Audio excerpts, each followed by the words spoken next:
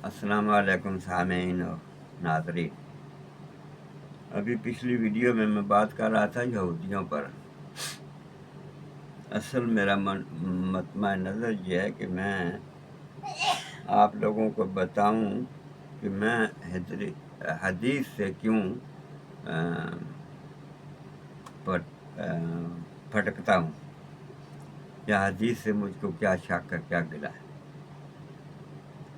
جب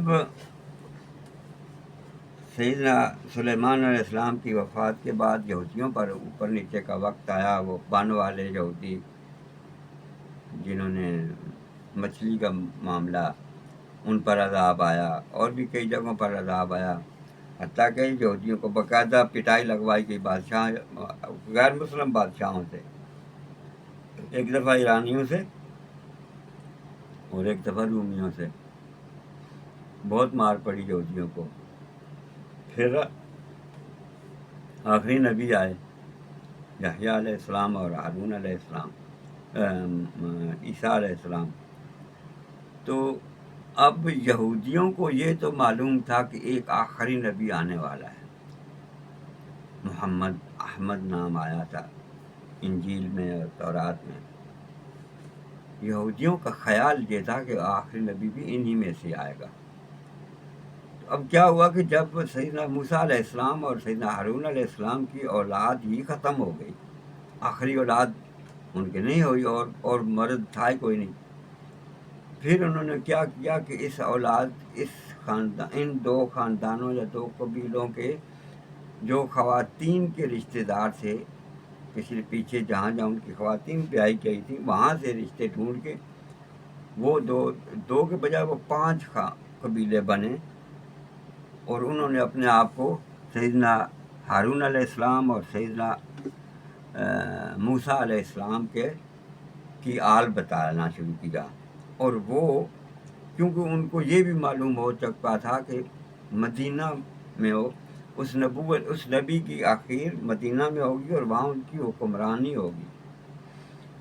اور یہ بھی بتا دوں کہ سیدنا زکریا علیہ السلام، سیدنا یحییٰ علیہ السلام اور سیدنا عیسیٰ علیہ السلام سے یہودیوں کا بنیادی تنازع یہ ہوا تھا، یہ ایمان لا کے بھی نہیں، ان کا ساتھ نہیں دیا، انہوں نے ایمان لائے ان نبیوں پر، تینوں پر ساتھ نہیں دیا، کیونکہ جو کہتے تھے اگر نبی ہو تو تم پر حکومت کیوں نہیں ہوتی ہے، تم حکمران کیوں نہیں ہو۔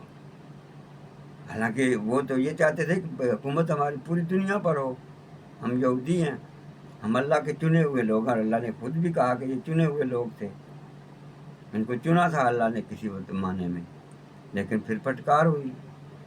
اب یہ تھا کہ جو اس وجہ سے انہوں نے سیدنا زکریا کو بھی شہید کر دیا، سیدنا یحییٰ کو بھی شہید کر دیا، اور حضرت عیسیٰ علیہ السلام کو بھی شہید کرنے کی کوشش کی، وہ تو بعد میں پتہ چلا کہ اللہ نے اوپر اٹھا لیا ان کو۔ تو بنیادی طور پر ان نبیوں کو مان کے بھی ان کا ساتھ نہیں دیا، کیونکہ ان کے پاس حکمرانی نہیں تھی۔ اب ان کو یہ امید لگی کہ آخری نبی جو مدینہ میں آئے گا، اب وہاں پہنچو۔ اب مدینہ کے پاس آ کے آباد ہو گئے۔ یہ 5 قبیلے تھے، جو وہ ایک مشہور قلعہ خیبر بھی ہے۔ جب نبی محمد رسول اللہ مدینہ پہنچے، جبکہ اس سے پہلے اللہ نے فرمایا قرآن میں کہ یہ اس سے پہلے کفار مدینہ سے کہا کرتے تھے کہ جب یہ لڑتے تو ہار جاتے۔ یہودی جنگی نہیں ہے اصل میں، یہ جنگ کہیں بھی کریں ہار جاتے ہیں، یہ لڑنے والے نہیں، یہ 2 نمبری کرتے ہیں، سازشی، دھوکے باز یہ کرتے ہیں۔ تو یہ جب بھی لڑتے مدینہ کے لوگوں سے تو ہار جاتے، تو کہتے ہمارا نبی آنے والا ہے، ہم پھر جیتیں گے، جب نبی آ جائے گا ہماری حکمرانی ہوگی۔ اب نبی تو خود مدینے والوں کے پاس آ گیا، تو ان لوگوں نے بجائے اس کے کہ وہ محمد رسول اللہ پر ایمان لاتے، دشمنی شروع کر دی۔ اور یہ کام پہلے بھی جب بھی انہوں نے اللہ تعالیٰ کی نافرمانی کی تو باقاعدہ یہ ٹسل لگاتے تھے، اللہ سے ضد کرتے تھے، عجیب باتیں مانگتے تھے، کہتے تھے۔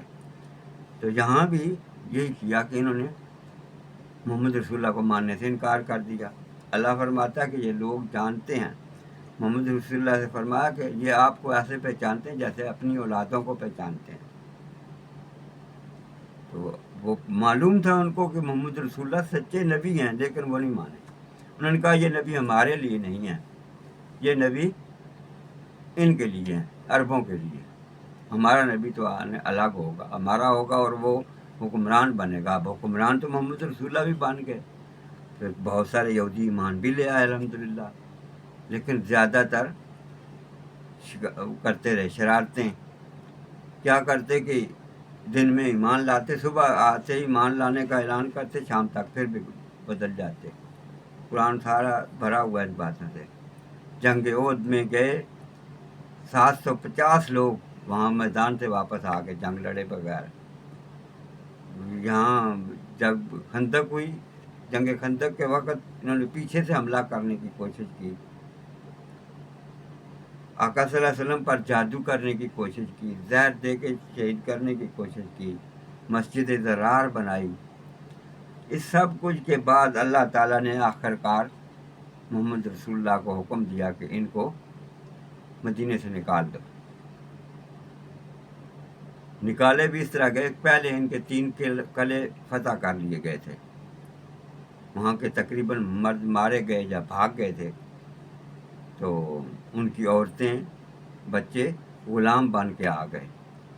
لیکن محمد رسول اللہ نے تو صلی اللہ علیہ وسلم، ان کا تو اپنا ہی ایک طرز حکمرانی تھا، ان مسلمانوں کا ایک اپنا ہی اخلاق تھا. انہوں نے ان سب کو جن کو غلام بنا کے لایا گیا، لیکن ساتھ ہی آقا نے فرمایا کہ ان کو آزاد کر دو.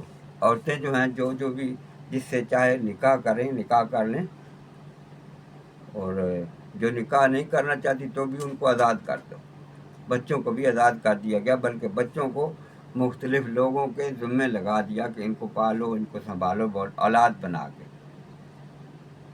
پھر آخر کار خیبر اور اس کے قریب اور کچھ قلعے تھے، ان کو فتح کیا گیا اور ان سب کو یہودیوں کو کہا گیا کہ نکل جاؤ یہاں سے، اس جگہ کو چھوڑ دو. ان کو ملک بدر کیا گیا. جب ملک بدر کیا گیا تو یہ یہودی، کیونکہ عیسائیوں سے تو پہلے ہی ان کا پنگا بہت تھا، عیسائیوں نے ان کو بہت مارا تھا، انہوں نے بھی عیسائیوں کو مارا ہوا تھا. تو یہ پھر سارے ایران چلے آئے. جتنے بھی یہودی جب مدینے سے نکالے گئے تو وہ مکمل ایران چلے گئے. اب یہ غور کریں کہ آپ لوگوں کے گھر بار ہیں، آباد ہیں آپ، اور آپ کو نکال دیا جاتا ہے، گھر بار سب کچھ چھن گیا ہے. آپ کسی جگہ آباد ہوئے ہیں، آپ واپسی کی کوشش کریں گے کہ نہیں؟ جیسا کہ ہم نے کی. مکہ سے ہمارے باپ کو نکالا گیا، ہمارے بڑوں کو نکالا گیا، تو کیا کیا انہوں نے؟ واپس حملہ کیا نا. یہ تو اصول ہے. تو اب یہ ہوا کہ جب ان کو نکال دیا گیا، ایک دفعہ تو وہ خاموش ہی ہو گئے، مدینے میں ایران میں چلے گئے اور خاموش ہو گئے. اور جب محمد رسول اللہ صلی اللہ علیہ وسلم کی وفات ہوئی، ساتھ ہی یہ لوگ اب دوبارہ اٹھ کھڑے ہوئے. اب ان کو ایک بات پتہ چل، یقین ہو چکا تھا، یہ جانتے تھے کہ اب وہی تو بند ہو چکی ہے، اب ان کو کوئی نہیں بتائے گا ہمارے بارے میں. پہلے تو محمد رسول اللہ کو اللہ بتا دیتا تھا، اب کوئی نہیں بتانے والا. اور پھر سب سے پہلی ان کی شرارت جو تھی، وہ آپ لوگوں میں سے بہت کم لوگ ہیں جنہوں نے پڑھا ہوگا کہ جب دمشق کا شہر فتح ہو رہا تھا، سیدنا ابو بکر صدیق کی زندگی میں وہاں پر حملہ ہوا تھا، اور وہیں پر اسی دنوں میں سیدنا ابو بکر وفات پا گئے. تو سیدنا عمر جیسے ہی حکمرانی پر آئے تو آپ نے پیغام بھیجا کہ خالد بن ولید کو امارت یعنی جرنیلی سے، امیری سے ہٹا دیا جائے، اور سیدنا ابو عبیدہ بن جراح کو جنرل بنایا. لیکن ابو عبیدہ امین الامت انہوں نے فوراً ان کو خبر نہیں دی، بلکہ جو آیا تھا قاصد، اس کو بھی کہا آپ نے مجھے پیغام دے دیا، آپ جائیں، میں خود ہی بات کر لوں گا حساب کتاب۔ اور آپ نے فوری طور پر خالد بن ولید کو نہیں بتایا، کیونکہ یہ جنگ کا وقت ہے، تو آپ نے نہیں بتایا۔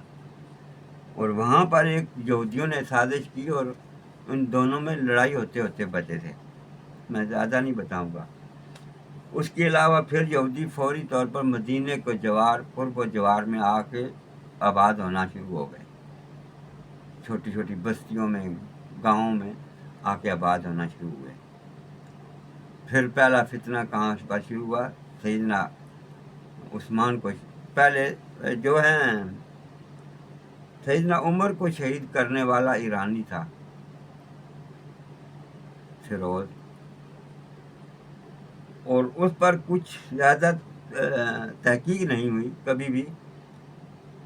غالباً سنا کہ اس کا کوئی مزار مزور بھی ہے ایران میں، اس میں نہیں جانتا زیادہ، جتنی سے کچھ کہہ نہیں سکتا۔ لیکن ایک بات ہے،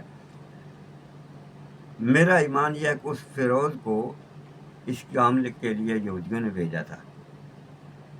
یہودیوں نے جتنے بھی وہ قرب و جوار مدینہ میں آ کے آباد ہوئے، وہ ایک ہی بات سب ہی کرتے تھے کہ عمر کے ہوتے ہوئے بچنا، عمر بہت خطرناک ہے، اور عمر کو شہید کر دیا گیا۔ عثمان آئے، سیدنا عثمان نے بہترین خلافت کی۔ آپ نے عین وہ قرآن کی طرز پر، یعنی اقربا، جو قرآن والاقربون، قرابت داروں کا خیال رکھنے کا جو قرآن نے حکم دیا نا، اس حکم کے تحت آپ نے واقعتاً اپنے رشتہ داروں کو، بنو امیہ کو حکومت میں لائے وہ۔ اور اس چیز کو یہودیوں نے بڑا خوب اچھالا، اور یہاں سے یہودیوں نے سب سے پہلا جو کام شروع کیا نا، انہوں نے حدیثیں بیان کرنا شروع کی۔ بظاہر مسلمان ہو کے آ گئے، منافقین سے سیدھے سیدھے، اور حدیثیں سب سے پہلے ان لوگوں نے بیان کرنی شروع کی جنہوں نے پہلا یہ اہل بیت کا جو کہانی نکالی، حضرت علی کو اپروچ کیا۔ یہ حضرت علی کی جو میں بایوگرافی آپ لوگوں کو بتاؤں گا حدیث اور قرآن کے مطابق، تو اس میں یہ بات بھی بتاؤں گا کہ سیدنا علی سب سے زیادہ ٹارگٹ ہوئے یہودیوں کے، اور عجیب اتفاق تھا کہ سیدنا علی یہودیوں پر ایمان، ان کی بات مان جاتے تھے، کچھ وجہ نہیں معلوم۔ یہودیوں نے پہلا یہ کام کرایا، پھر سیدنا عثمان کو شہید کر دیا گیا۔ سیدنا علی ایک طرف تو وہ بظاہر یہودیوں نے یہ کیا کہ یہ علی کے ہم حمایتی ہیں، جبکہ شہید کرنے والے بھی وہی بدبخت تھے۔ یہودیوں کا بنیادی کام ہمیشہ یہ رہا کہ آپ پیچھے رہتے ہیں، آگے بندے دوسرے چھوڑتے ہیں۔ یہودیوں نے عیسائیوں کو بہت استعمال کیا، عیسائیوں کو منافق بنا کے داخل کیا مسلمانوں میں، ان کے ذریعے سے سیدنا علی کو شہید کیا۔ سیدنا معاویہ پر بھی حملے ہوئے، بچ گئے وہ۔ حسین کو، حسن کو زہر دیا گیا، بعد میں سیدنا حسین کو شہید کیا گیا، نام تو لگا دیا گیا معاویہ یزید کا، معاویہ کے بیٹے کا۔ وہ تو تھا ہی نادان، وہ اتنا چلاک کہاں تھا کہ وہ حسین کو شہید کرواتا، وہ ایسا بالکل نہیں تھا۔ سیدنا حسین کو منافقوں نے دھوکے سے اسی رات 9 اور 10 کی رات جو تھی، درمیانی شب، اس میں شہید کیا۔ یہ باقی ساری کہانی ہے جھوٹی، وہی ایرانی اماموں نے۔ ایرانی امام کیوں بنے یہ 2 نمبری؟ یہ سارے ایران میں سے کہاں سے نکلے، کون تھے، کسی کو نہیں معلوم۔ جی امام ہے، امام صاحب ہیں، یہ یہودی تھے۔ جتنی حدیثیں بنائی گئی ہیں، 90% حدیثیں تو قرآن سے ٹکراتی ہیں۔ میں تو اس چیز کو سمجھنے سے قاصر ہوں کہ کس طرح مسلمان مولوی آج مسجد میں بیٹھا ہے مصلی پر، ہاتھ میں قرآن پکڑا ہوا ہے، حدیث والا دین سنا رہا ہے ہمیں۔ میں ابھی کیونکہ شروعات کر رہا ہوں تو میں جاننا چاہتا ہوں قرآن مجید پر. آج آپ کے سامنے فاتحہ بھی پیش کیے. میں بتاؤں گا کہ جتنا یہ دین اس وقت چلایا جا رہا ہے یہ 99% جھوٹا دین ہے، غلط دین ہے، گمراہی ہے. قرآن کا دین نہیں ہے، حدیثوں کا دین ہے. اور حدیث محمد رسول اللہ سے کوئی مطلب ہی نہیں ہے ان حدیثوں کا. جھوٹ بہتان لگاتے ہیں نبی پر. نبی کی حدیثیں نہیں ہیں. یہ ممکن نہیں ہے کہ قرآن مجید میں حکم اللہ کا موجود ہو اور نبی اس کے خلاف ایک اپنی طرف سے حکم بنا کر پیش کر دے مسلمانوں کو اور اس پر ایمان لائے. اس طرح ہو جائے کہ وہ باقاعدہ جاری کر دیا جائے.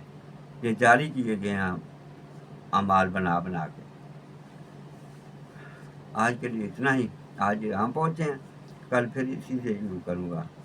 وما علینا الا البلاغ.